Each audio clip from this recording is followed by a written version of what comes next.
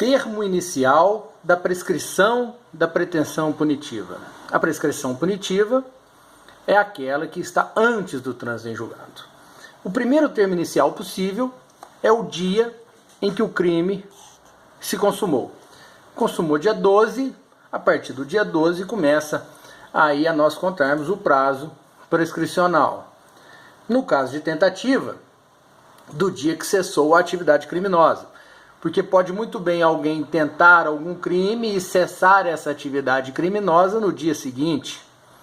Nos crimes permanentes, que são aqueles crimes onde se protraem no tempo, do dia em que cessa a permanência.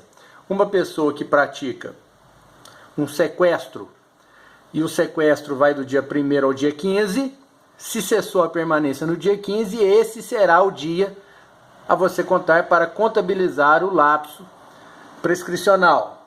Nos crimes de bigamia, de falsificação ou alteração de assentamento no registro civil, da data em que o fato se tornou conhecido da autoridade.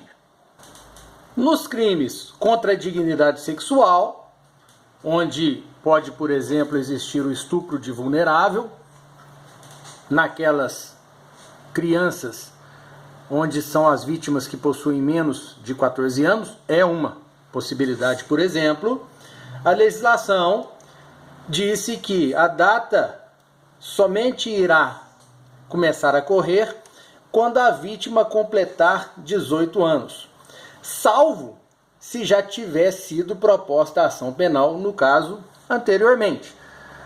Porque pode muito bem iniciar a ação penal quando ela é menor de 18 anos, neste caso não será o início do prazo prescricional quando fizer 18 anos. É só no caso onde não houver o início da ação penal. Pois bem, estes são os termos iniciais possíveis da prescrição da pretensão punitiva.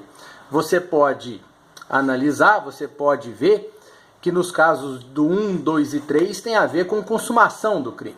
Nos casos do inciso 4 tem a ver com conhecimento pela autoridade.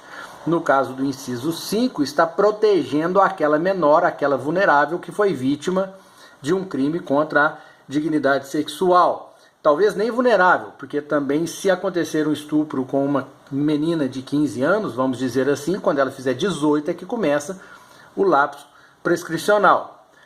Em relação à prescrição após a sentença condenatória irrecorrível, e aí quando nós falamos sentença condenatória irrecorrível, entende-se por trânsito em julgado definitivo, nós temos aí algumas situações. A primeira dela, do inciso 1, fala do dia que transita em julgado a sentença condenatória para acusação.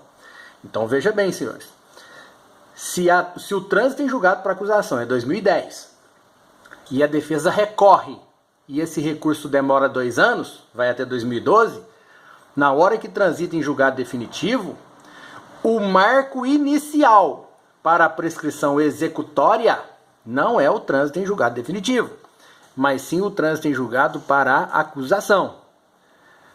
Outra possibilidade é quando revoga a suspensão condicional da pena, o sursis, do artigo 77 do Código Penal, ou quando revoga o livramento condicional. Então a pessoa está de livramento condicional, tem o livramento revogado no dia 10 de janeiro, e essa pessoa foge. A partir da revogação já está contabilizando o lapso temporal para a prescrição. O último caso aqui é do dia em que se interrompe a execução, salvo quando o tempo da interrupção deva computar-se na pena. O que quer dizer se interromper a execução? A execução de pena está sendo executada, a pessoa está cumprindo a pena e ele interrompe essa execução. Interrompendo como? Fugindo. Então, a partir do momento que uma pessoa está cumprindo pena e foge, aí naquela data da interrupção da execução é que se inicia o cômputo do lapso para a prescrição.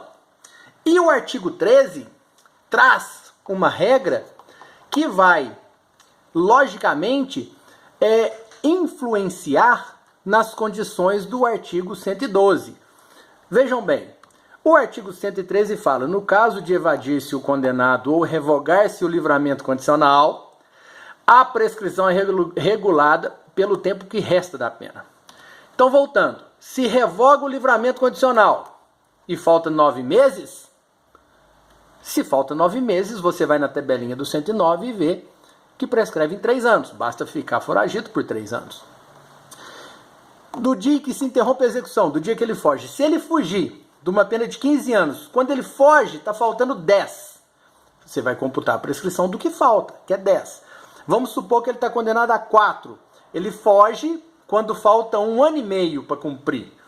1 ano e meio prescreve em 4. Então basta ele ficar foragido durante 4 anos. É a regra do artigo 113, regulada pelo tempo que resta da pena e não a pena total.